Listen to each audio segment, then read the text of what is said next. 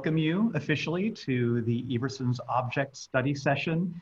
This one about Adelaide Robineau. And we've got very special guests who I'm going to introduce in a minute. I'm going to take care of a few bits of housekeeping first. So I see a few people other than our guests who don't have their mute on. So remember to put your mute on. I will also encourage you to go full screen with your Zoom, because we are going to be looking at some images and talking about images, and we are going to get a very up close and personal examination of a few killer Adelaide Robineau pieces, including her legendary Scarab Beetles. So make that image as big and as bold as you can.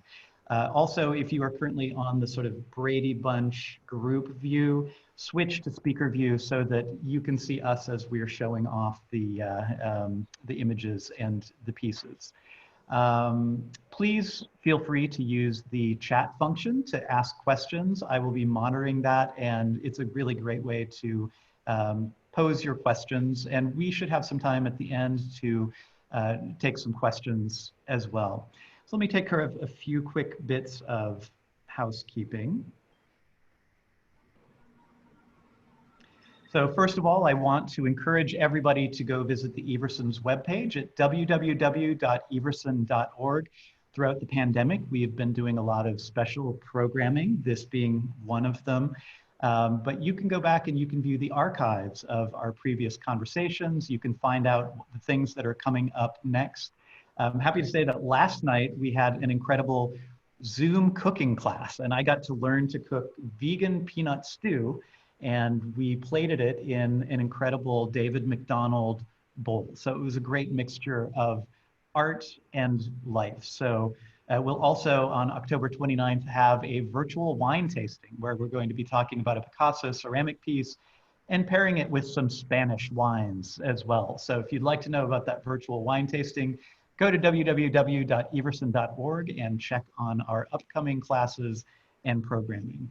Another thing that I want to mention is that you should feel free to go to our website and use the research resources. So I want to make sure that this session is going to be an open call to those of you who are interested in researching Adelaide Robineau and the Everson's holdings.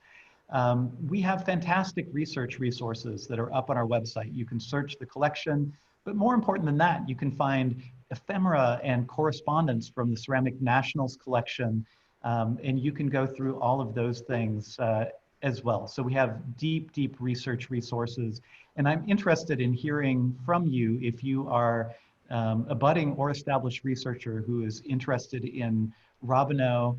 The Everson has lacked a ceramics curator for over 20 years before my arrival, and I am opening up our archives for you as researchers. So please contact us if you have any questions or research requests for the Everson. Adelaide Robineau's Scarab Beetles alone, I think, has been asked for publication in at least 2 or 3 international publications over the last 12 months. And so I'm really grateful to the museum and to the greater scholarly community for getting our collection out there in the world. All right, so without further ado, I would like to welcome our 2 special guests for today. And they are unparalleled experts in all things Adelaide Robineau, and I'm very grateful for their expertise and their mentorship since stepping into the Everson. So first, I would like to introduce Martin Eidelberg. He is a professor emeritus from Rutgers University and has a long, long history of writing about Adelaide Robineau and engaging in scholarship on Adelaide Robineau. So welcome, Martin. Welcome back. Do you see where I am? So I'm at Robino Road. Robino Road in beautiful Syracuse. And I think the image that you're showing probably had a little bit more sunshine than we have today, actually, in Syracuse. It's kind of a gloomy and rainy day, but the same here. Indeed. And my second guest is Alice Frailinghausen, and she is the Anthony W. and Lulu C. Wong Curator of American Decorative Arts at the Metropolitan Museum of Art in New York, known affectionately to all who know her as Nani. So welcome, Nani. Well, happy to be here. Thank you, Garth, for including me. And there is a lot more sunshine in Maine, where Nani is beaming in from. I would be remiss in also noting that Adrian Spinozzi, Nani's fellow curator, is kibitzing from the Met and has provided us with some incredible materials that we are going to use to augment today's conversation. So welcome to everybody. I want to mention that this conversation will also be archived on the Everson's website, probably starting next week. So you're encouraged to share it on social media or share it with your friends once it sort of goes live. All right, all right.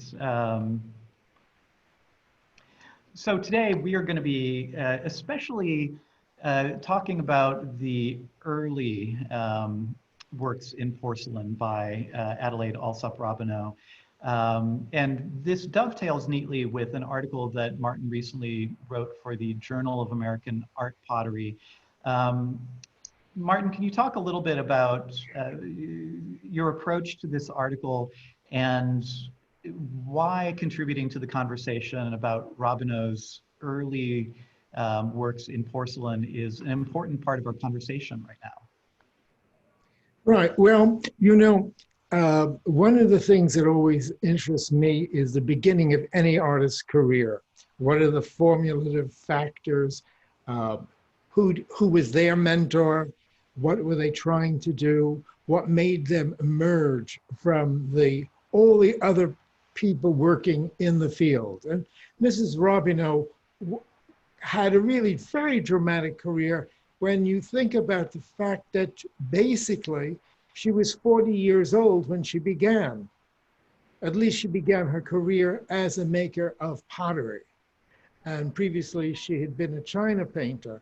And the ways in which she quickly, I mean, with rapid fire, learned all the issues about clay bodies, glazes, firing, and carving. It's incredible. And if I can, Garth, you were talking to me the other day about something that Frederick Curtin Reed wrote, which you thought was perhaps negative. But in fact, I went back and read this. This was his retrospective remarks about her in, I think, 1935 or so. And she was already dead for almost a decade. And he talked about the way that she learned.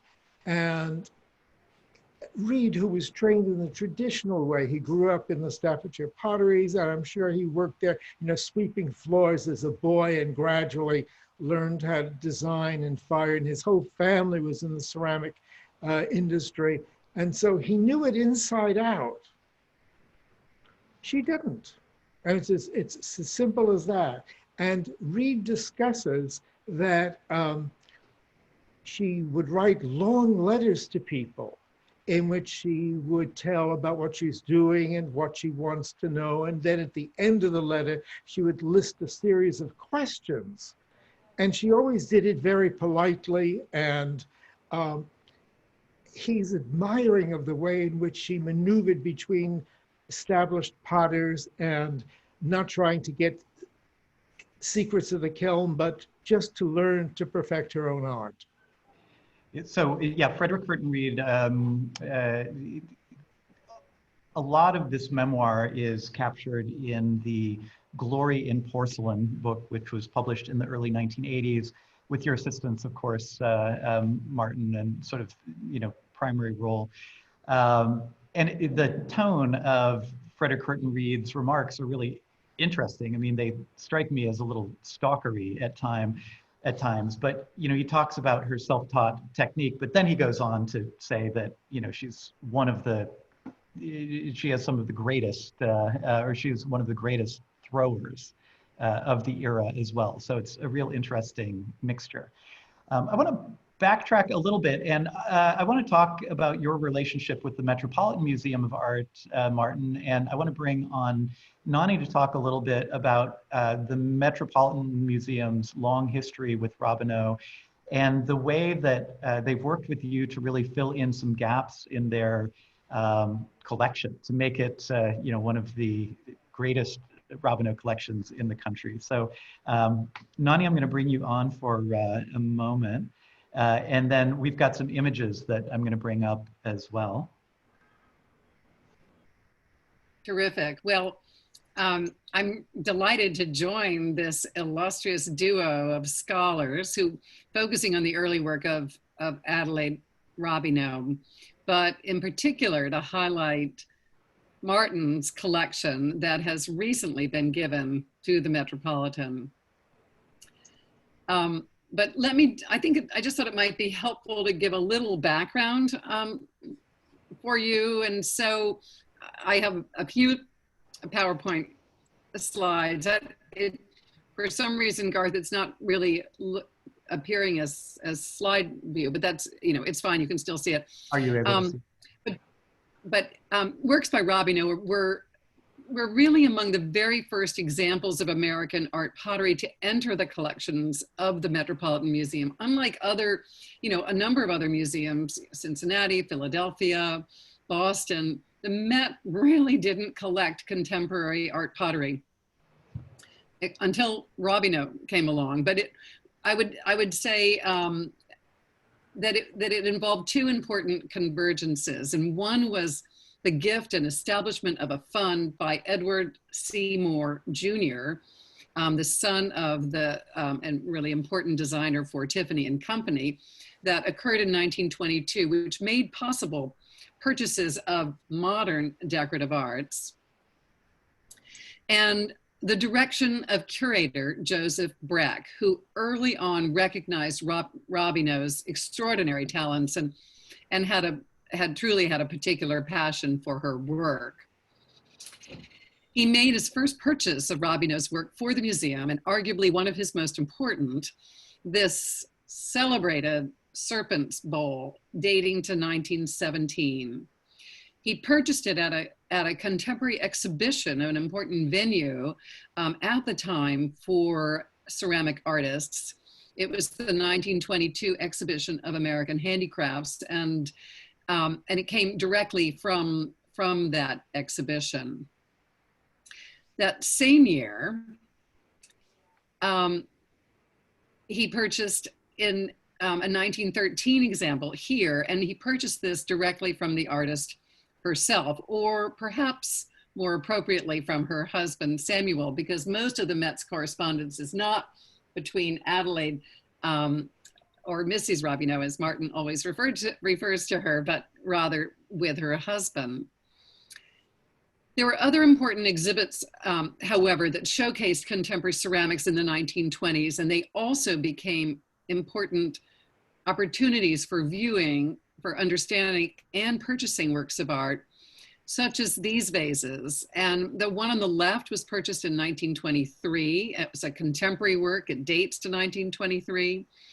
And that came from the New York Society of Ceramic Arts. And the other two vases came from the 1929 exhibition, traveling exhibition, but it was held at the Met as well, of the American Federation of the Arts. And these both, the one on the left dates to 1927 and the one on the right to 1928, essentially contemporary to the time that they were purchased. Such was Breck's relationship with Robineau, however, in the early 1920s, that in 1922, he commissioned from her this extraordinary eggshell porcelain piece, which she completed 2 years later, and which for some reason, I don't quite know why, there was a 2-year lag before the Met actually made the purchase happen in 1926.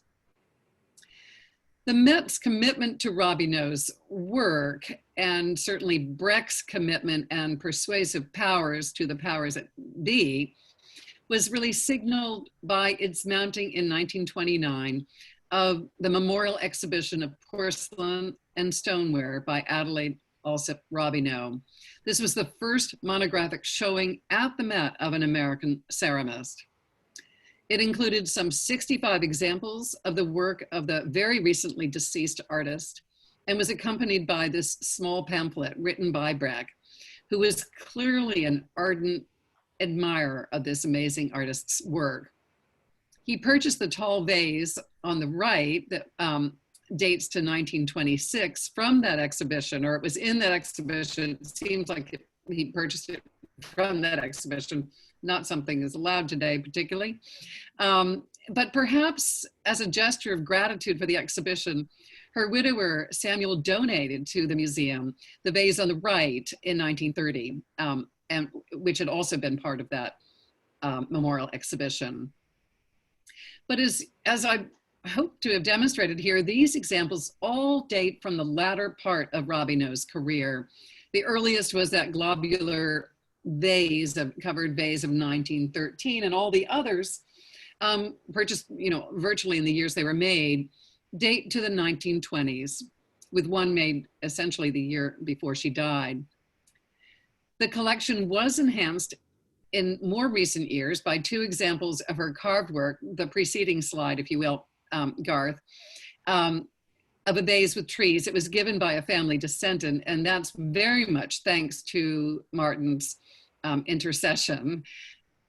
And the one on the right, a large carved vase of moose, encircling it, very hard to read, in fact, which was part of the Robert A. Ellison Jr. collection given to the Met in 2009.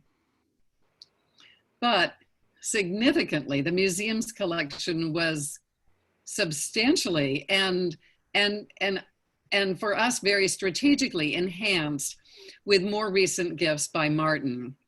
And as you'll see and learn this afternoon, like Joseph Breck, Martin has had an abiding passion for Robineau's work, and I've always been completely charmed by the way he refers to her. His gift of Mrs. Robineau's work has more than doubled the museum's holdings of her work, and more notably, it really fits in very important parts of her chronology. And just if you go back to that previous slide that you showed, Garth, I thought it'd be sort of nice to compare these two. These are both these little, what I call little test vases or test pots showing different glazes, but ones which she clearly liked enough to further adorn with carved porcelain lids. So they're virtually matching in the shape, and they both have these exquisite carved lids. So the one on the left had been in the Met's collection. The one on the right was part of the Eidelberg gift. But it also showcases a number of examples of her just amazing crystalline glazes in the early years, and some of the cast vases, and that would be in the next slide, just a small group around 1905. And then, and I'm going to just go through these quickly. These two really, really fabulous examples, this kind of Aladdin's lamp, which has carved decoration of moths on it. It's hard to see in this image. And on the right, these fantastic sort of three-dimensional cicadas and a glorious crystalline glazes. And to some, only slightly later examples, as you've seen here, with carved porcelain lids as well, the two on the right, and all the way up through her work for University City, which would be the next slide. This quite terrific. I can't really show you the scale of this elephant vase. The feet are actually three-dimensional elephants with this wonderful carved head-on elephant and glorious crystalline glaze in the vase itself, or taza itself. But for the purposes of this study session, we are incredibly fortunate that among Martin's gift are examples of her very earliest work, both in China painting, but also her nascent experiments in porcelain. And you can't imagine my excitement when I first had the chance to handle the very first piece of porcelain Robino is known to have made, essentially a kind of holy grail, which you're going to see a little later in great detail. So it's really these early works that I think are going to be a large part of the discussion from Martin this afternoon. Thank you. Oh, lovely. So let's see. Garth, Garth, can I Go add ahead. one thing? It's true that the Met didn't collect any American art pottery, but it really didn't collect any American arts and crafts or anything in the decorative arts. It basically was an old-fashioned museum which collected things up to, you know, the 19th century, like 1815 or 1830. And on the other hand, it did have a show in, I guess, the 1960s called the 19th Century, which sparked 1970. Okay, as late as 1970, it sparked. It was exactly 50 years ago because it was celebrating the museum centennial. We're always celebrating an anniversary at the Met. And so that started it on its trail. Even the great collection of Tiffany that it had basically had to be donated because they didn't go out and buy it. Philadelphia was the only place that I can think of that really tried at the turn of the century to buy. And that's because the great historian of American ceramics, Edward Atlee Barber, was involved. And Barber had a very good relationship to the Robineaus. And there's a certain amount of correspondence. And again, it's between Mr. Robineau and Barber. Mrs. Robineau tended not to take care of the business side. And if he wanted, as Barber did, wanted to buy vases, he went through Sam Barber, Sam Robineau, rather. So very quickly before we dive into talking about Martin's article, just wanted to give some of the bona fides of the Everson's Robineau collection, which is, you know, probably the only thing that we can lord even slightly over the Met.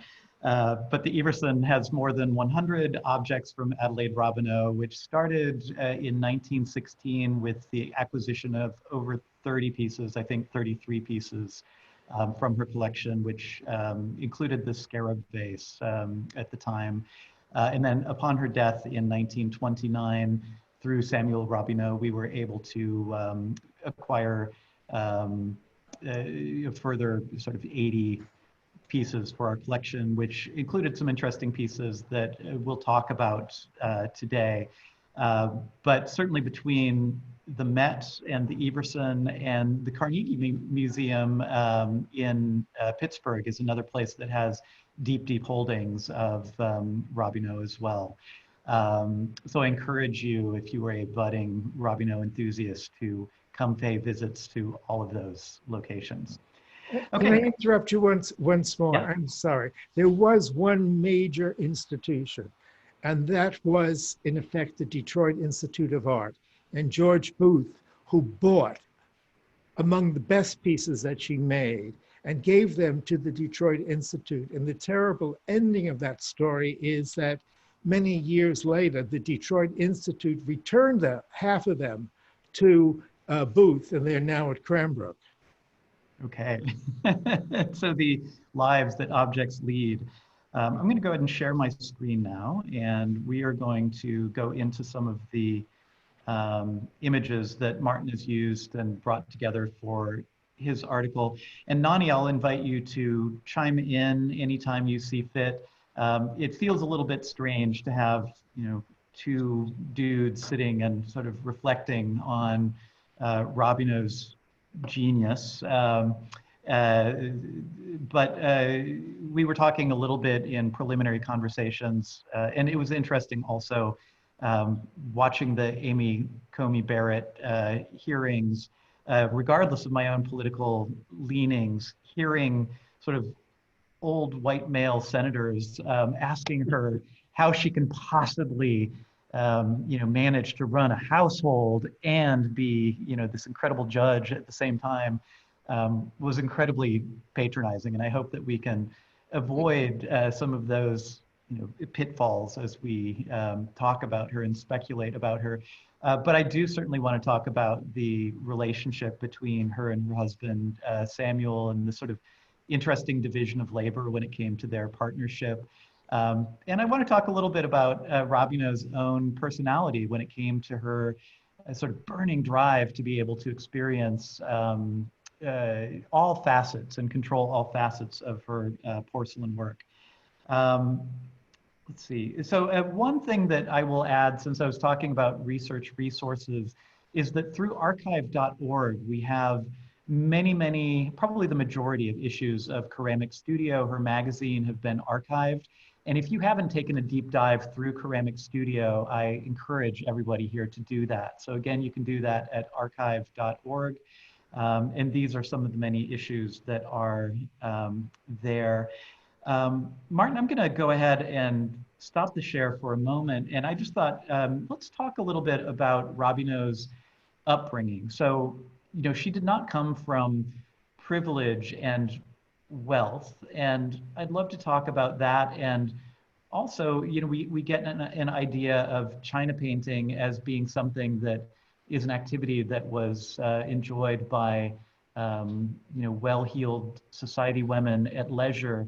But I think the truth of what China painting was in the late 19th century sort of is much more complicated than that. So can you talk a little bit about Robineau's history as a China painter, and then the role that China painting sort of played within the arts at that time period? Even though I'm an old white man. Actually, one of the virtues of being old is that you got to meet some of the people that you're talking about today. The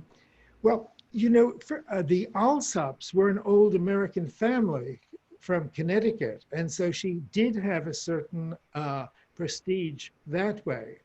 But the problem is her mother married this scoundrel, and he seems to have been a misfit, and basically switched jobs a number of times.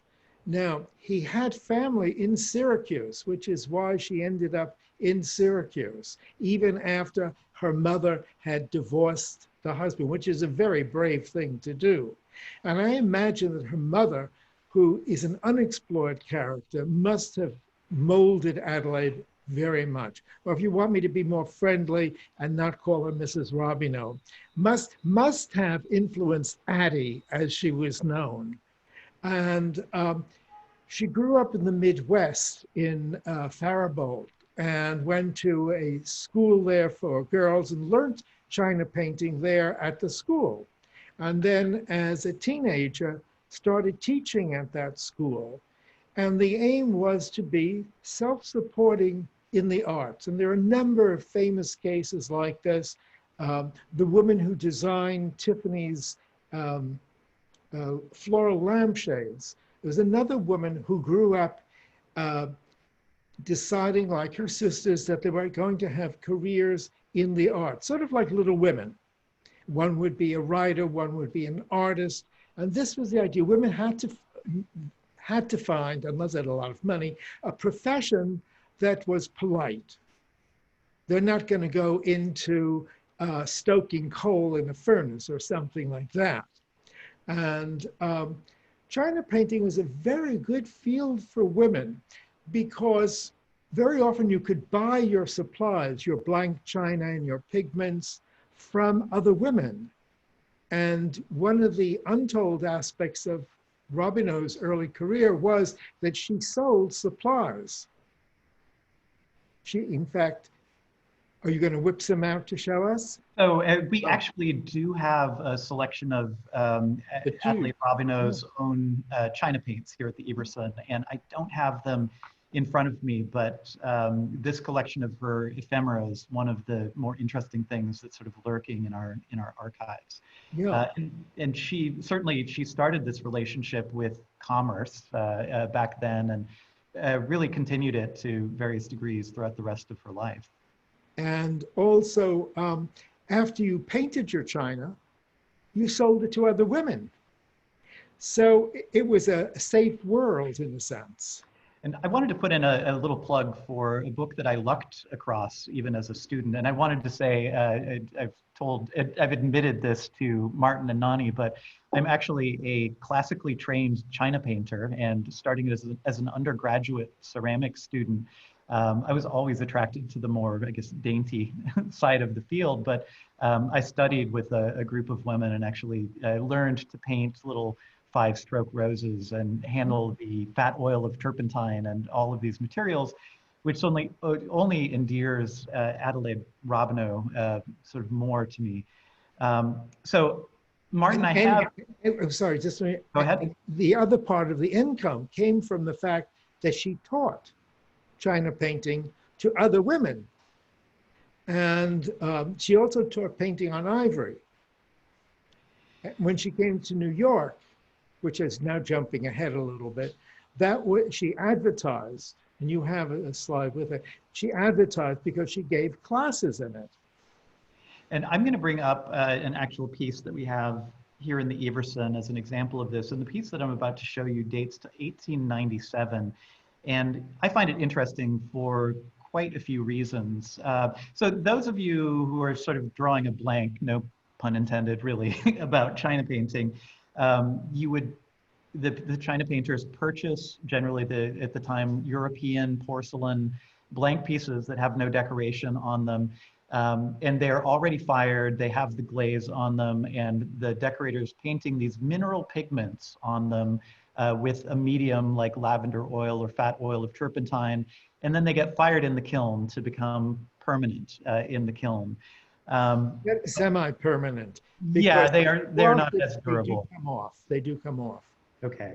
So I was so happy when I started talking with Martin to find out that Martin holds this piece in pretty high esteem. And I find it a really interesting hybrid object. So I think we've all seen fussy Victorian, gauzy, china painted pieces in antique stores our entire lives.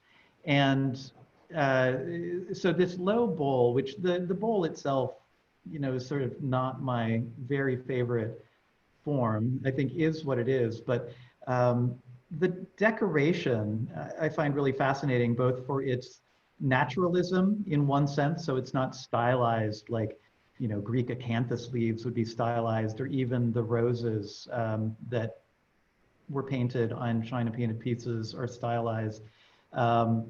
It has this naturalism, but it also has an eye-popping color that isn't quite conveyed in the shot here. It really does have some really incredible, almost chartreuse colors. And I'm sorry, I am so not a botanist. Are these chrysanthemums that we're looking at? Yes. Okay. But so that we can see the interior of the bowl. Yes, so it is lustered within an inch of its life. You can see the strokes on this. She's building up this lustered surface, and it is not the most masterly application of luster, but it's certainly adding to the sort of luxury of the objects. Luster pigments were the specialty of what she sold. And then I wanted to share the bottom as well. So this is before she met her husband, Samuel Robino. So it has her signature Adelaide Alsop in the year 1897, as well as the Everson's accession number on the bottom. So let's jump back into the presentation. Is there anything else that you'd like to note or have me show about that china painted piece, either Martin or Nani? Well, yes. How about talking about the ceramic painters as a group, and that they organized themselves into a national organization with local chapters in New York, Chicago, San Francisco. They had chapters all over the country. They had little exhibitions. They had national exhibitions. all of which will feed into Mrs. Robineau's work. And those organizations really continue to this day. The transmission of knowledge from one person to another, I think is very similar, except that it has sort of migrated to Facebook. And so you can join the World China Painters group on Facebook and see all of the arguments that people will get into over sort of techniques and history. And I wanted to call out one specific book as well that was important to me as a student for kind of grounding what I was doing in history. And it's a book that was put out by the Cincinnati Art Museum called The Ladies, God Bless Them, which was sort of an epithet. Do you remember, Martin, who the person who hurled that epithet at the sort of women who started Rookwood and the China painters at the I time? don't know, but you know what? I can hear Carol Macht, who what do you call it, organized that show. Yeah, yeah. I could hear her using that phrase as well as anyone else. So again, the book is called The Ladies, God Bless Them, and you can find copies still on Amazon or Alibris or other used book websites. But I think I actually think it might also be important, if just to interrupt a little bit, to say a little something. I mean, of course, you know, Martin mentioned all the big cities, but they were in every little town as well. I've got my grandmother's China painted plates, and they were really middle class and upper middle class. Almost everybody was doing this. But I think what's important is kind of what you're seeing here. There was so much instruction provided to these women, designs and photographs that they could copy, for lining, for initials, for how to draw a rose, as Garth was mentioning. And of course, I'm assuming you're going to start in on the importance of the Robineau's publication, Ceramic Studio, because I'm not sure that was really mentioned in that context, but that gave all kinds of instruction and sources for these women China painters. Yes, so we will certainly, I can't say enough great things about Ceramic Studio, and there are a few things that I want to point out about it. But first, I want to talk about a piece that Martin found in the wild and has now brought to the Met. Martin, you want to say something first? Yeah, I want to follow up on Nani, because I do want to talk about Ceramic Studio, and that's founded before this photograph. And what's very interesting is that she got married when she was 40 or almost 40 years old, and she married Robino, who was older than she was. So it was a very unusual late marriage for both of them. And Mr. Robineau had a wheat fields out in the Midwest, really the far West. And he had a fair amount of capital. And he took some of his capital and invested it in the magazine that she was going to found with Anna Leonard, who was another China painter. And it was as though the wedding contract were such that, okay, put your signature on the wedding contract, put your signature on the foundation of Ceramic Studio, which was to become and did become one of the chief financial supports for her career and for their living. And this morning I actually looked up the amount in today's dollars that Samuel Robineau brought into the marriage, and it was about $30,000, I think, in today's dollars that founded the magazine and sort of kicked it off. Yeah, but it's very deceptive. I mean, I've used those tables as well, and $30,000 doesn't sound like a lot of money. But I always recall my father saying that he hoped someday, and this is, let's say 1950, he hoped some year to earn $10,000 a year salary.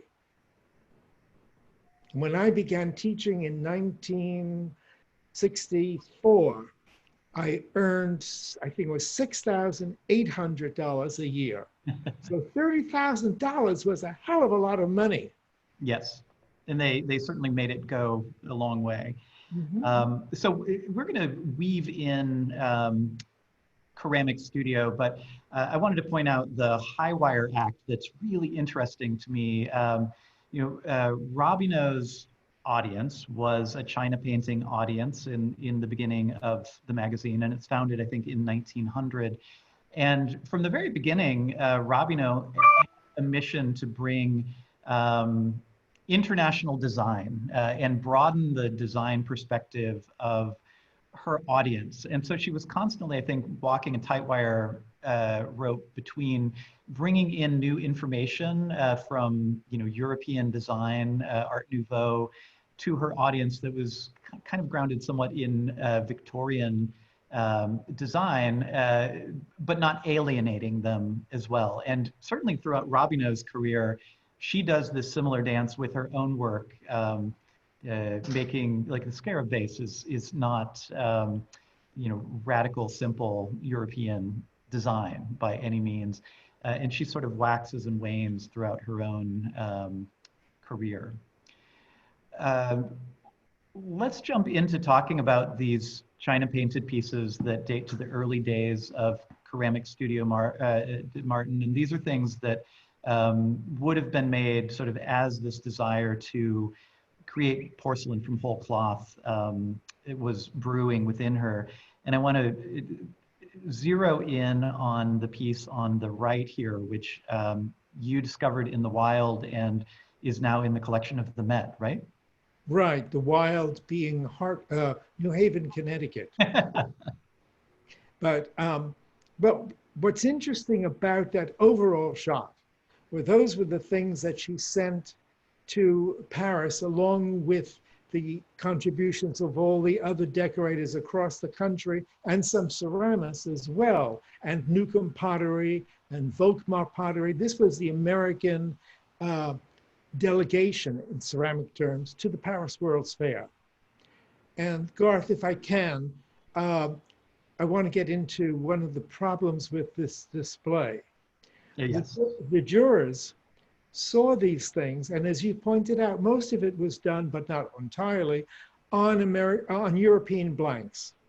And the jurors, who were Europeans, felt, well, this isn't American, this is using European blanks, therefore we're not going to show it. And it was a last-minute bargaining between certain ladies who were in Paris, and their husbands probably, and the European jury, and they were admitted.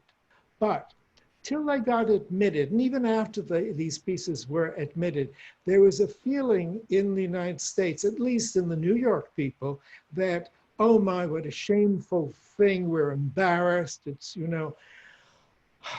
what should we do? And I won't go further in the story now, but they did something very important. But why don't we stay with these pieces? Okay. And if the European jury knew what we know today, they would have rejected them, not only because they were painted on European blanks, but they were actually European designs that she copied out of periodicals. And I've gone through that selection of sources in the previous Robineau exhibitions. No point talking about them except for this one, because it shows a number of nude women going around the surface, and they're holding up water lilies, almost like glowing statues of liberty, except they're naked. And I love the Art Nouveau whiplash curve, not only of the stems of the water lilies, but even occasionally, like in this, the hair of the woman. It's really quite interesting. It's one of the most modern of the pieces that she sent to Paris. And then if you show, I think you have it as the next slide, that this is the design that she saw reproduced in a French magazine. And she took the idea of this one water nymph and then did variations upon it, which go around the vase. And given the economical way in which she worked, she then took this design and published it in Ceramic Studio for other ladies to imitate in China painting. And then when Vase came back, she showed it again in New York. She was really very proud of it. So I want to be mindful of our time. We've sort of already talked about sort of half of the time that we have allotted. So we're going to take a jump into Robineau's early formative pieces in porcelain. But I wanted to interject one piece that I was incredibly struck by when I visited Denmark last week. And I was fortunate enough to be able, last year at this time in the summer. But I was really struck by this series of pieces which were done by Bing and Grundahl in the late 19th century and the early 20th century. And there was a group of women that were the primary carvers. And I'm sorry that I don't have their names at the tip of my tongue if either you or Nani does, but the amount of carving and incision into these porcelain pieces, there's a really incredible relationship, I think, between the sort of intensity and the three-dimensionality of these pieces and the pieces that Robino would later do. And I was happy enough to be able to find these pieces in my phone roll. But those were done in the 1920s or the late teens and 20s, and Okay. they are very heavy. And if you can, I can show you one piece in my hand. Let's see, let me unpin for just a Right. moment. Okay, so your background is getting in the way a little bit, but Oh, there we go. Just keep it in front of you. Oh, in front of my face. okay. Can you see? It's all perforated, and it's very thin. It's amazing. And this is Bing and Grundahl from 1900, which I just happen to have alongside of me. Effie Hegeman was one of the women, Okay, thank you. which is remarkable. I never remember names. And so I'm on a great quest, I think, to find out more. And if anybody on this call is a repository of knowledge about these early, like Bing and Grundahl carved and decorated pieces, let me know. But you can visit an incredible trove of them at Clay Museum in Middelfart, Denmark. Okay, so let's talk about Charles Volkmar and Robino's relationship with him, and the very first piece that we know about that Robino created, sort of pinching it and carving it out of porcelain. It's not in porcelain, though, I don't Oh, think. this is not porcelain. Okay. No, we think, Nani, you and I looked at this, and it feels more like stoneware, very thin. Okay. It didn't have the translucency and the finish, I don't think, of porcelain. So this actually, And Volkmar didn't use porcelain. Okay. Volkmar didn't, but it does have extraordinary whiteness of porcelain. Absolutely. so this squares a little bit with one of the points that I want to make about something that is extraordinary about Robino is that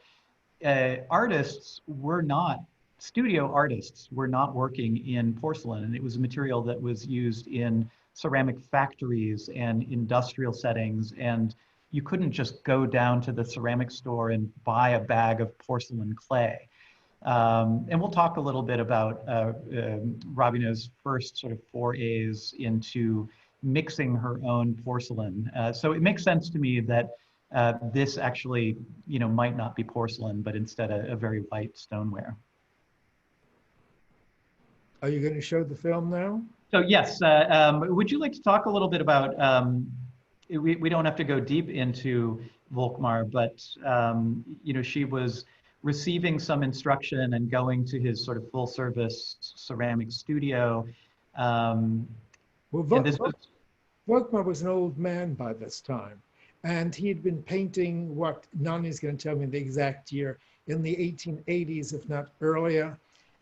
He learned to paint in Barbertine in France, comes to New York, sets up his own studio, and he remained very much a teacher as well as a potter. And he, after the Paris World's Fair of 1900, he lectured the ladies in Mrs. Robineau's studio, she was then living in New York, on the pleasures and joys of working in clay, literally getting your fingers into the clay. And this inspired several of them. And a number of the China painters, not only Mrs. Robineau, but a number of the China painters decided that they would work in clay. And in fact, some of them hired men, or they themselves taught other women for a very brief period, like 1900 to 1903, and then it all died away, except for people like Mrs. Robineau. And the piece that we're looking at is 1901, is that? Turn it over, I think it says 1901. Okay.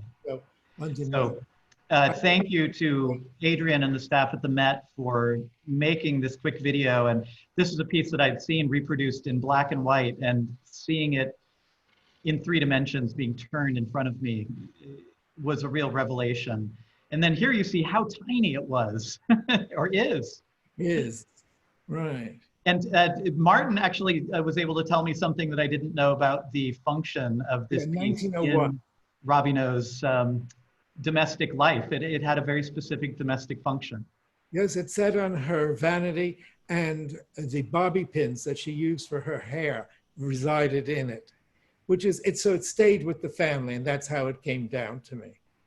So I want to just underline, so this is 1901, the first time that Robineau really puts her hands into clay and makes this really contemporary, sort of organic, lumpy piece. You know, it was only 9 years between this and the creation of the Scarab Vase, and some of her signature, like earlier pieces in 1906, 1907, we're only talking about like a 5-year span. I've been working in clay for 25 years in, you know, various regards, and I can't imagine sort of this quantum, you know, Robert Johnson at the crossroads leap that she was able to make from this early vessel to some of her early throne pieces.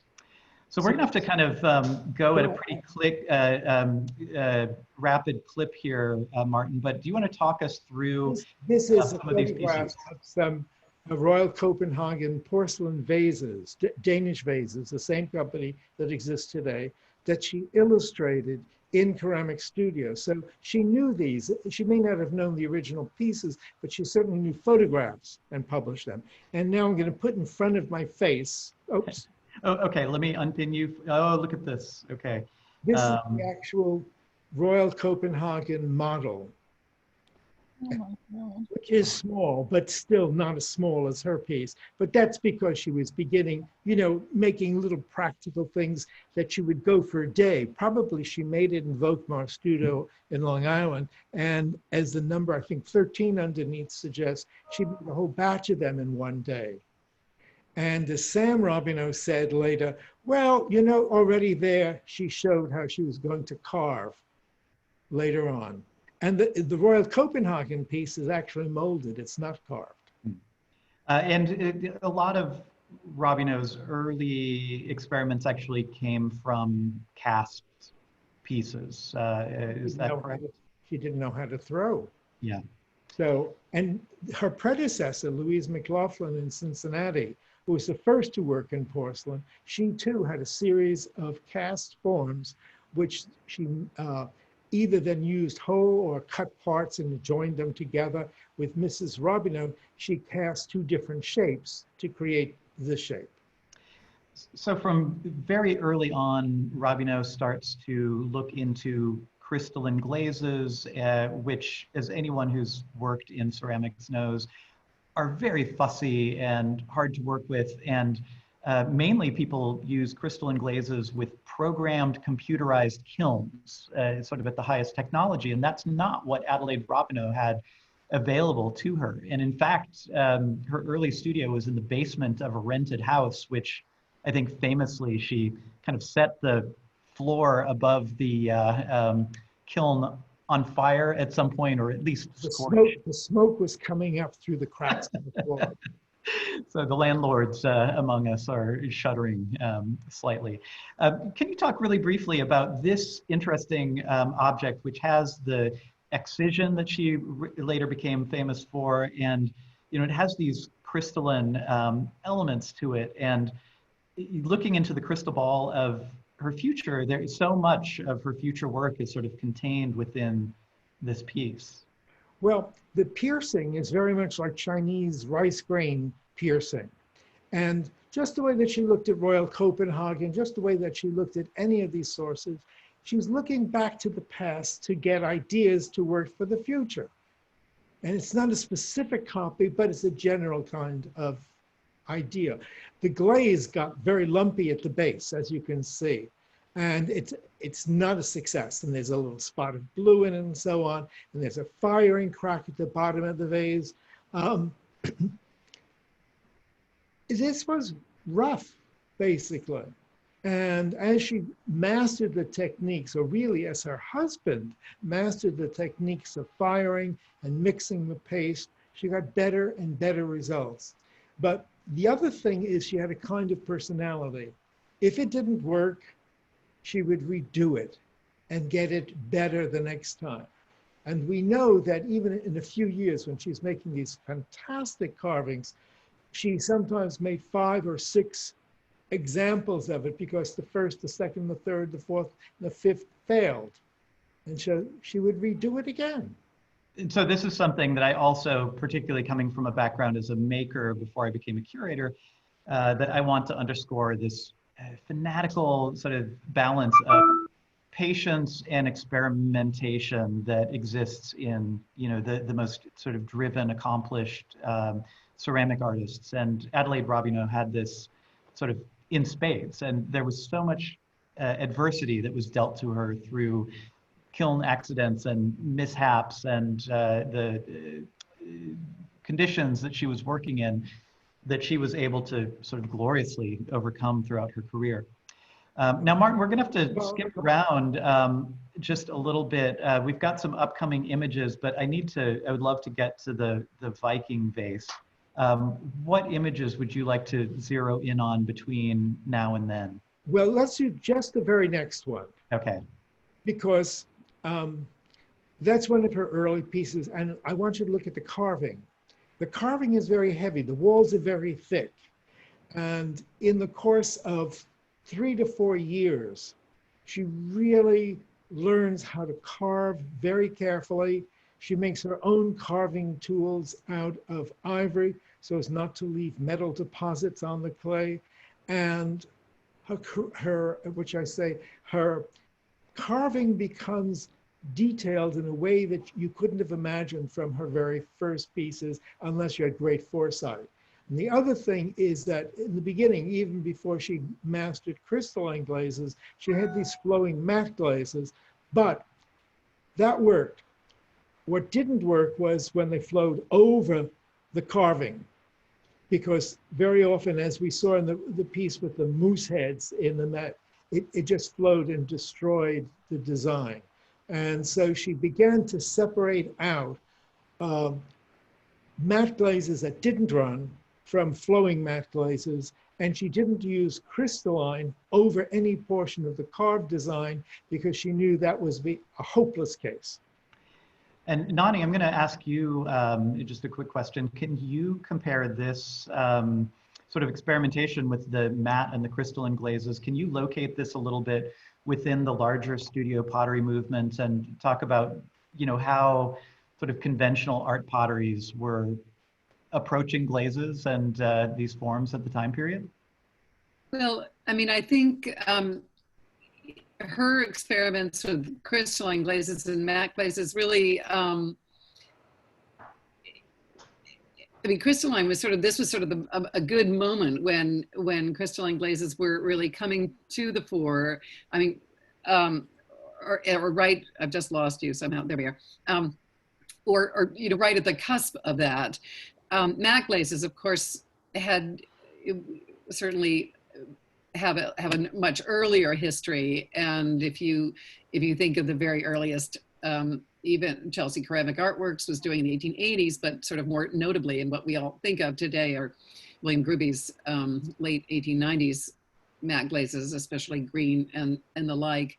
I mean, Louis Tiffany was experimenting with some crystalline glazes really at about this time as well. You know, it's so funny when you put this piece up. This is not a glaze question, and maybe I shouldn't muddy the waters, but it's interesting. It's sort of the sort of this tree, which you see, I mean, whether it's Frederick Curtin Reed was doing very sort of stylized trees like this, and Dart Hunter at the Roycraft and Buffalo, you know, we have a few porcelain pieces, and they date about 1906. So this very sort of brief moment working in ceramics, it just kind of makes me think of this piece as well.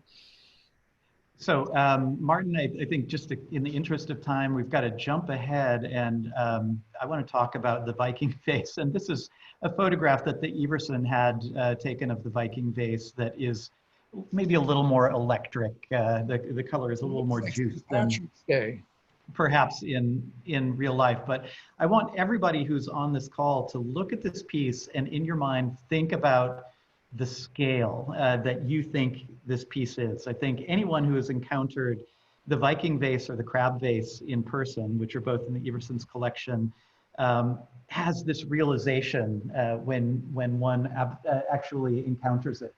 So I'm going to very carefully, I've got my, preparators and registrars here make me wear these nubby silicone soccer gloves so the Butterfingers Curator doesn't drop objects. But here is the Viking Vase, and hopefully you can see it sort of in relationship to my head. And I'm going to get it closer to the camera so that you can get a better idea. Oh, I guess it helps to actually put it full screen here. So let me pin my video, and I will invite both you, Martin and Nani, to chime in and talk about the decoration and the motif. So certainly, Robino was actually, you know, kind of well known. One of the aspects of her making was that she applied her glazes with a brush, and just kind of, this was a pointed brush that she could get a lot of glaze on and would slowly kind of flow the glaze onto her pieces. But you can see the interaction of all of the pieces. I don't know if you can get a good idea of the real balance between matte and shiny glazes. Overall, it's fairly matte, but it does have these areas of gloss to it. Garth, can you show the bottom of the vase? I don't, in profile, I don't mean the underside, but just so everyone can see how narrow. Yeah, so it comes to such a narrow bottom, and then it sits, of course, on a base, which I'm not holding up right now.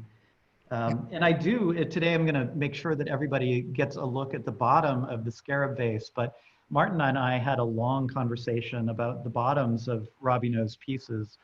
So here you can see her very carefully carved mark on the bottom of the piece. And then the glaze flows and flows in the kiln. So most of her glazes in crystalline are polished within an inch of their life. And to the eye, they look very messy, but Martin pointed out that these are made not to scratch, you know, nice stickly furniture. So it's more important to think about the sort of tactility and the smoothness of the bottoms rather than kind of visually. And it's well made. Yes. It shows that it's a well-made piece. The reason I wanted everybody to see it in profile is I think if you were teaching ceramics, you would say to your students, don't make this kind of shape because it's bound to fail. If it doesn't fail when you're throwing it, then it's going to fail in the fire of the kiln because all the weight is going on much too narrow a base. And if I'm going to put in front of my face again, if I can. Yes, hold on, let me spotlight you, Martin. Let's see.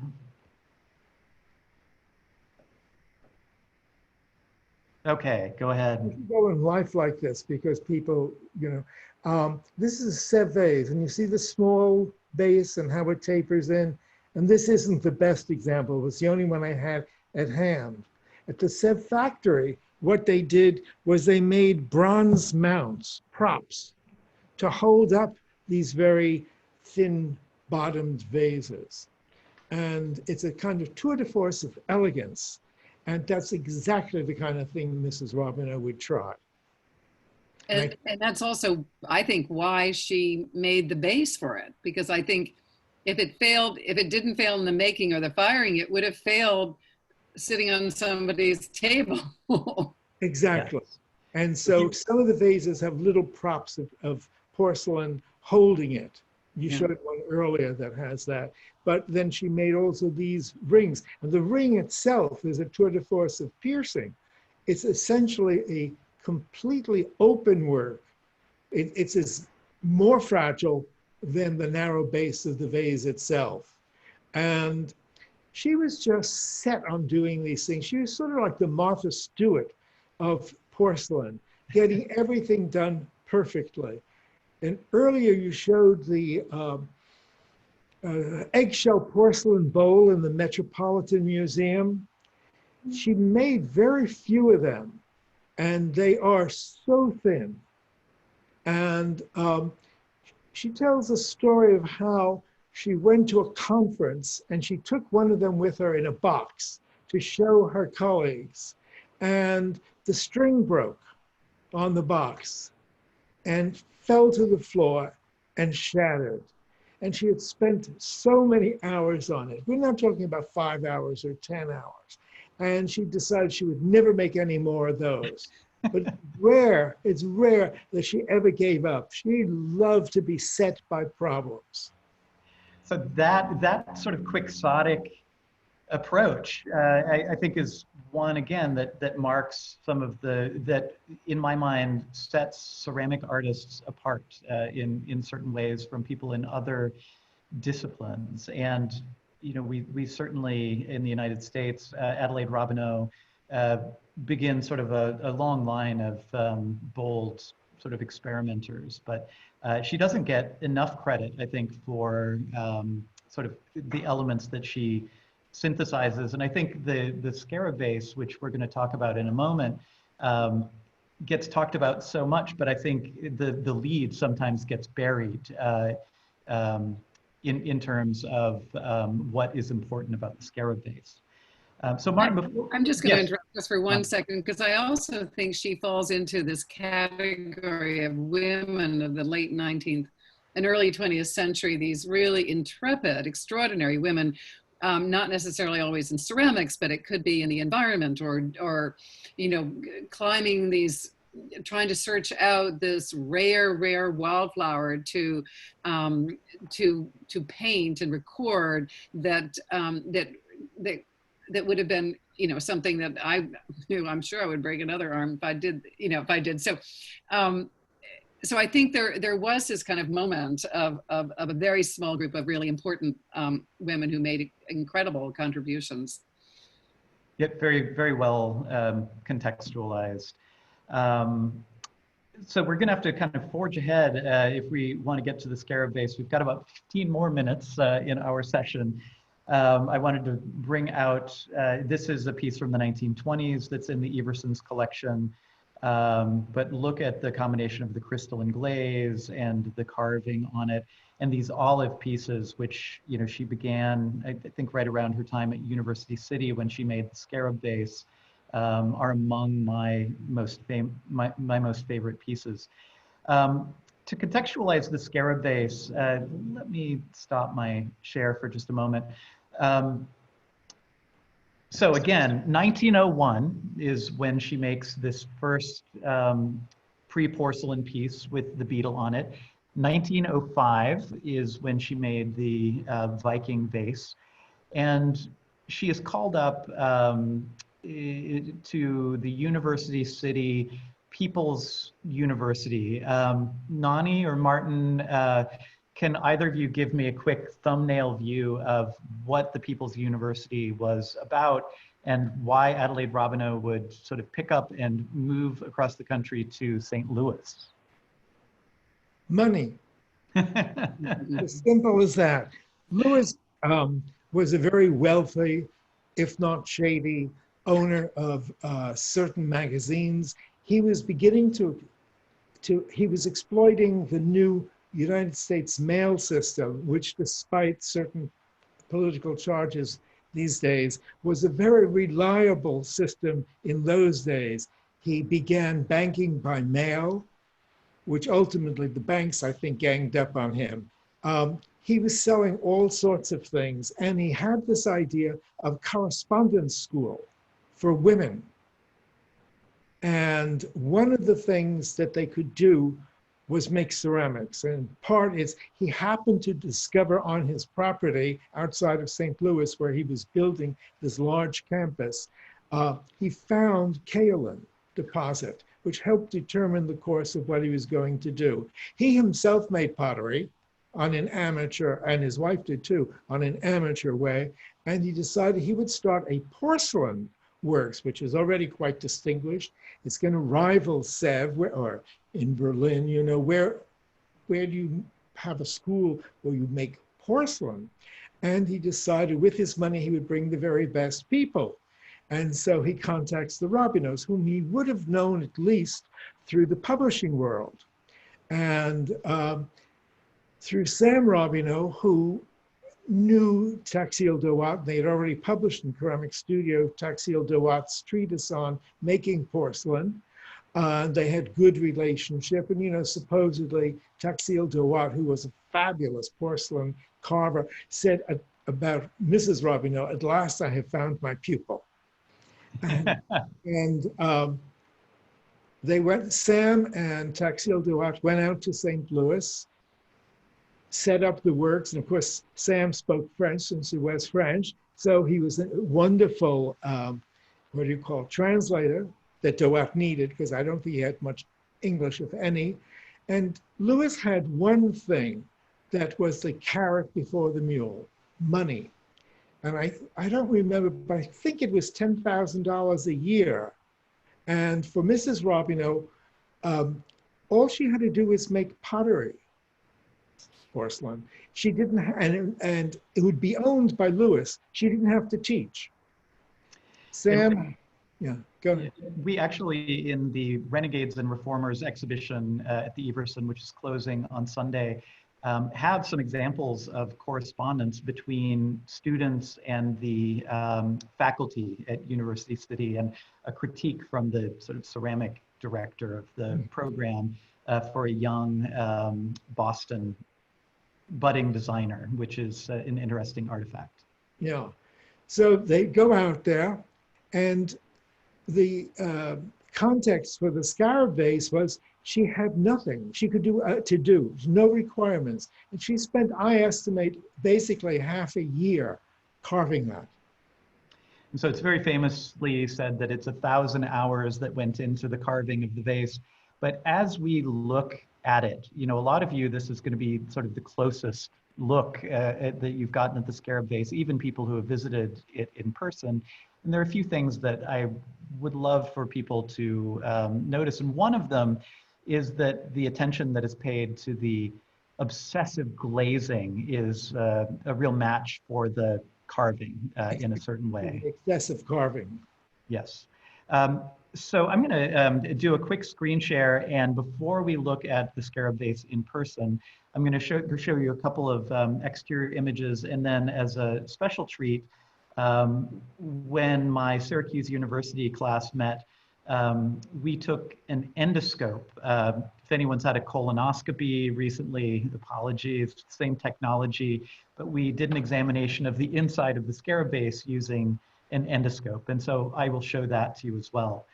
A lot of people have the same reaction with the Scarab Vase as they do with the crab vase and the Viking vase. It is certainly bigger, but in many people's imagination, it is, you know, much bigger than its actual size, which altogether might be 20 inches or just over 20 inches with its base. We're going to look carefully at it, but here I can zoom in, and I want everybody to get a sense of the depth of the excision of the cartouche section here. And it is eggshell thin, as is going to be evidenced by in a future picture that I'm going to show you in a moment. all of this glaze, so what you're looking at is the unglazed vitreous porcelain, and everywhere that you see this sort of shininess is Adelaide Robineau with a tiny brush flowing on this glaze. And last week, we actually did a section with Kathy King, who runs the ceramic studios at Harvard University and does a lot of work with the Harvard Art Museum in retro engineering pieces in their collection. She actually did some work trying to replicate the carving on the Scarab Beetles, and you know, she can report that it is incredibly laborious and fussy. But she really zeroed in, and I had never quite noticed how many imperfections there are in the glaze. What you're looking at here, you can see the differences between the panels that are above the scarab holding up the dung ball. But you can see where the places where the glaze has sort of flowed together. This is a perfect one, but in plenty of places, the glaze has sort of flowed together. So when you look at the Scarab Beetles, it is actually intensely handcrafted and has this artisanal element, and it has way more life than people, I think, give it credit for when you're looking at it up close, like through its variation and imperfection. Here's an image of the Scarab Beetles being held up to the light. And so you can see the translucency of the porcelain that Robbino was using, and some areas more than other. So she really had to take it on faith as she was slowly excising and carving through all of these areas. You can also see that the glazing on there is some wax on the surface here, but the glazing around the rim is actually rather imprecise in the inside of the piece. And then this is relating to sort of one of the most famous things about the Scarab Beetles, which is when Robino did the first glaze firing of the piece, or I'm sorry, the first bisque firing of the piece. She had spent 1,000 hours, supposedly, doing all of this carving. She puts it in the kiln, which would have been at University City. And when it comes out of the kiln, it has significant cracks that go up the side of the piece. So rather than freaking out and smashing the piece, she very carefully takes fired porcelain, bisqued porcelain, in the same state as the bisqued porcelain, calcined kaolin, as the ceramists among you would call it. And she carefully patches those holes, those cracks, and it, I think, takes multiple firings for the thing to be perfect on the outside. But you can still see these significant cracks on the bottom of the piece. And I'm not going to hold up the actual bottom of the piece, but you can see her carved monogram here. You can see the title of the piece, the apotheosis of the toiler. The UC is for University City. And it says, made for the Americans Women League. All right. Let's look at the endoscope. So this is a video that I took, and I apologize, it's a little bit shaky. I would not pass muster as a surgeon. But this is the endoscope looking into the Scarab Beetles. So you can see the clear throwing rings. As a maker, I think that this shows me that Robino's throwing was confident, but it is not absolutely regular. So she's varying the speed of the wheel, and she is somewhat coaxing the piece up. I think you can also clearly notice that here where the cursor is, there is a joint. So the Scarab Beetles, from inspection of the inside, shows us that it is two pieces joined together. Very quickly, I want to point out these little masses of porcelain slip. And you can see them in various places. I think there might be 10 or 11 of them as you look around the interior of the vase. Here, I'll stop it again and point this out.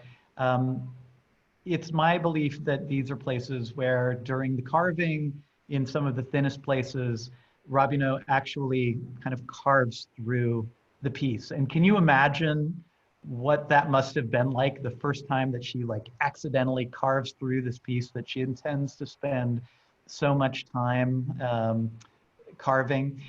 But she very patiently, and through our work with Kathy at Harvard, applied very, very dry, but still a little bit toothpastey porcelain slip, and was able to let that dry and was able to sort of recarve and finish the carving. And she definitely didn't go in and try to smooth out the slip on the inside, because the more that you disturb the inside, the more that you're going to crack the outside. And I think she knew that very well. I'll also point out the iron spots on the inside, which are a little bit puzzling to me. They come from imperfections in the glaze, most likely, even though we don't see that anywhere else. The lid to the Scarab Vase was probably fired on top of the vase, I'm guessing. I'm going to grab the lid very quickly. Yeah, the top is unglazed so that the piece wouldn't stick together. Anyway, the iron spots on the inside are puzzling to me. But that is your look at the inside of the Scarab Vase. And again, I'm sorry for any colonoscopy trauma that I'm putting people through here. Garth, Yes. how much of it is double walled? So that's a really good question, Martin. And there is no double walling on the Scarab Vase. It was thrown very thickly, the entire thing.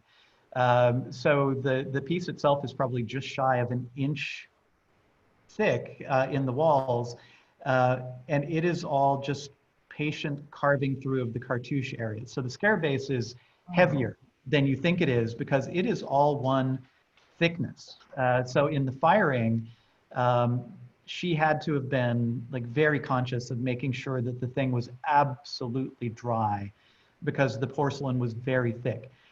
Your question, though, is very, very perceptive, because there is one area that doesn't get enough attention that is actually double walled, and that is on the finial of the piece, so the handle. So I want to point out we are at 2:27, and I usually say that we have a very hard stop, but this is one of the most exciting elements. I'll apologize for us running over a little bit. Stick with us. We will do kind of a quick look at the vase in person. I encourage you to ask your questions, but we will make an exception, go a little bit longer, Martin and Nani, if you have the time to devote to this.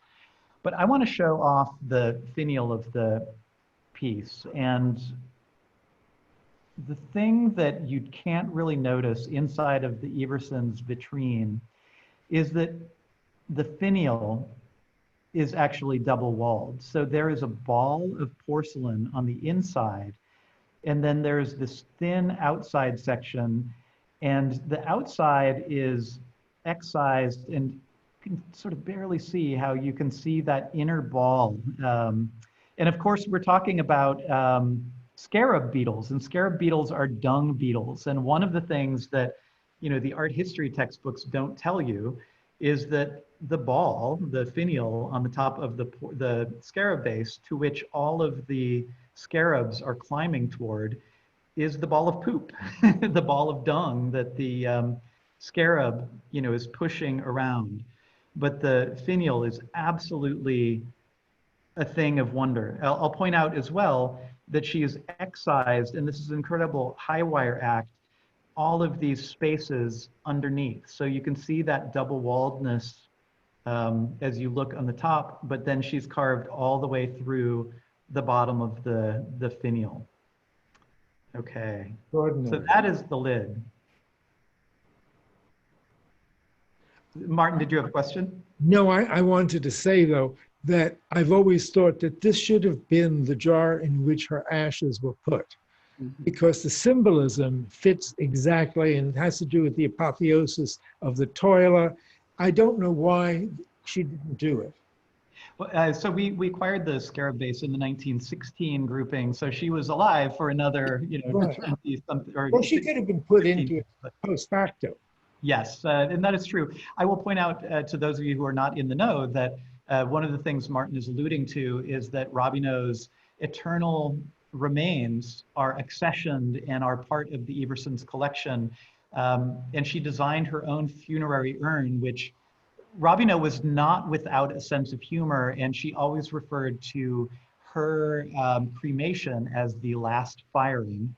Actually, that's Sam Robineau. Sam Robbino talked about that? Okay. Yeah. And go ahead. Their ashes together are commingled in this funerary urn, which we often have on display, and that we will sort of be working on a permanent display for in the next year. Garth, I've got a question. Yes. I wondered if you could show us on either the image or the vase itself, where on the exterior, if you can see where the piece was joined, the two parts were joined. So there is, because of, so it's interesting that you there can't tell is, really from the image. yeah, you can't tell at all from the actual vase even. And this is an interesting parallel with the Everson's building, which is designed by I.M. Pei. So it was Pei's first building, and it, like the Scarab Vase, is poured in concrete sections. So, it's sort of like a layer cake. But then the genius thing that Pei did was he designed it so that the outside was bush hammered. So a poor bastard with a big pneumatic hammer used a metal guide, and every inch of the Everson's building has a texturing that was applied to it and carved away using a pneumatic hammer. And so it's really sort of the same strategy that Robineau is using here. She is excising so much material and carving it that there is absolutely no record of the join. And I think, when you look at Charles Fergus Binns's pieces as well, there was a lot of joining of pieces, and often even with Charles Fergus Binns, you can't quite tell where the pieces have been joined, but Robineau is engaging in some interesting subterfuge with her carving as well. Okay, so I'm going to move my computer aside, and I've got my camera is actually mobile here, and I think that I've got enough lights. So say hi to our intern. Julia's here from Barnard College and doing some work. She's working on some writing for an upcoming exhibition, but I am sort of manipulating the camera, and here we can see sort of the view that the endoscope took. But as I rotate the camera around, I hope that you can all see kind of how deep the excision is from these areas, particularly on the neck and inside of the cartouche of the piece. Garth, when you look at the carving, yes, you'll see that there are little dung balls. So the yes, beetles are pushing round spheres. So yeah, I wanted to point that out. And Samuel Robineau, we don't have any records from Adelaide Robineau about how she referred to them, but Samuel Robineau, his sort of euphemism for it was fuel. They are pushing fuel around, but it's poop. What it is that the dung balls are like clay in a certain sense. And they plant them in the earth and in Egypt. And then the sun, which is like the kiln, bakes them. And then out of the earth, comes the new beetle. It generates life. And this would have been perfect for the urn for her ashes. I mean, it is the apotheosis of the toiler, and nowhere else has she ever toiled as much as on this vase. So to bring up Frederick Curtin Reed again, and by the way, if you haven't heard of Frederick Curtin Reed, you can be excused to that and yet for that, but he had a long and storied career. But one of the things that he's best known for in the United States was inventing fiestaware, which actually is this curator's sort of dinnerware of choice that was part of my wedding registry. But he said that, no amount of money could pay him to store the Scarab Beetles in his own collection because he didn't like the sort of retrograde decoration on it. And, he had a thing about sort of modernity. But he also says that the Scarab Beetles is sort of the ceramic equivalent of, prisoners breaking rocks. And that's the only reason, why it's sort of well known. So Nani, were you chiming in? That's sort of how you feel about the motif and the decoration as well? I actually wasn't, but although in a way when he was talking about that as fuel, it really, dried dung was used in many countries as fuel, actually. Sure. And in America too, buffalo chips. Exactly. So if anyone, it has, so Ginger says, put her in a glaze. So that's one approach that one can take. Keelan says he's blown away by the material analysis that we've done. I think the material analysis is sort of just starting, but it's incredible that, Robino formulates her own porcelain from Taxil Doat's recipe. And, she couldn't just walk to the ceramic supply house around the country or the corner to get all of these materials. And it is a buttery porcelain. You can see the translucency of it. And it is incredibly vitreous from a material sense.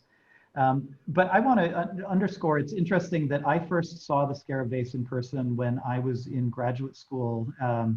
And it's been, close to 25 years since then, or a little bit over 20. And when I re-encountered the Scarab Vases for the first time at the Everson, I was really struck by, how intensely handmade and imperfect it is. But that comes from, this incredible sort of attention to detail. And she was not using molds. She was not using, anything to cheat. And I will say that the size of the scarabs vary as the thing sort of goes around the form of the piece. And when Kathy at Harvard was working on it, she was struck by the sort of mathematical complexity of the pattern, which is something that I think people were trained to do back then, was measure out a pattern across a three-dimensional form that now is sort of the realm of 3D printing. I'll also point out that at a symposium at the Metropolitan, there was an amazing paper that was delivered by Jenny Sorkin from UC Santa Barbara. And she sort of posits that Robino was 100 years ahead of her time in terms of 3D printing and 3D milling. And she's really turning herself into a 3D milling machine in the creation of the Scarab Beetles. Anything else that anyone would like to see sort of with the camera? We're a little bit limited with the camera, but I hope you've gotten a good sense of sort of the form. Truthfully, as you move the camera, it looks as though the vase itself is going to fall over. So someone was saying that they were nervous seeing it outside of the face. Yes. Yes. So here we get a sense of it without its lid, on its base. And I will say that it is on a non-slip surface and it is waxed within an inch of its life as well.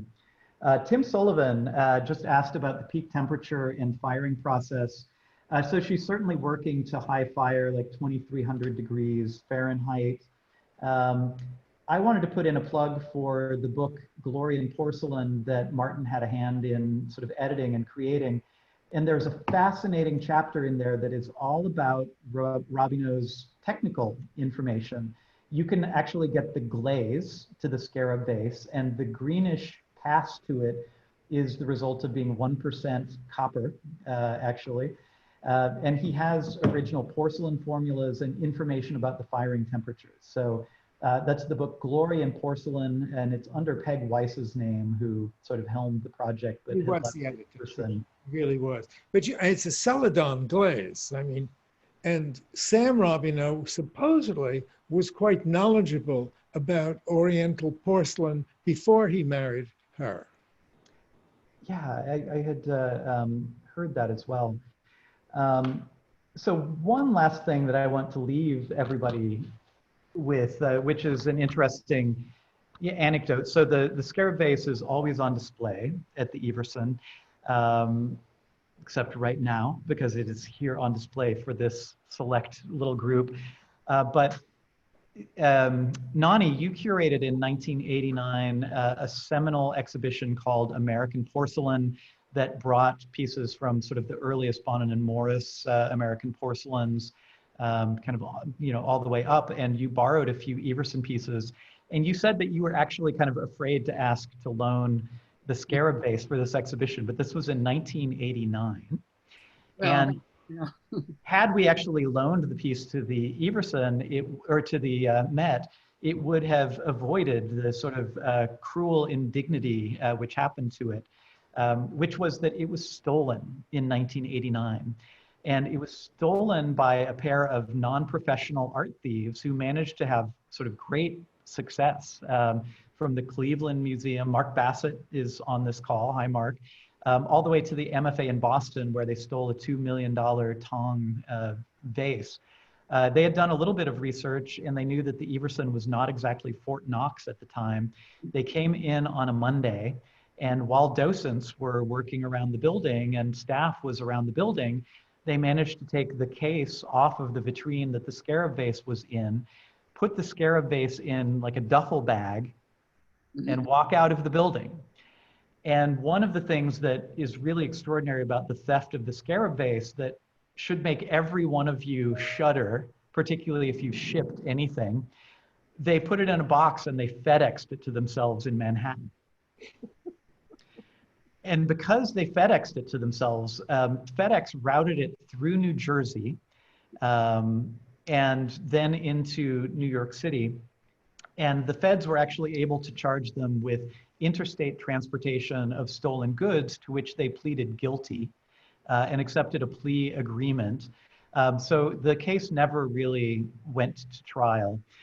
Supposedly, they shopped the piece around and brought it into an antique store in New York City, where the antique store owner, and I need to find out what exact shop this was like, let me check a guidebook, and immediately called the FBI, and the perpetrators were caught.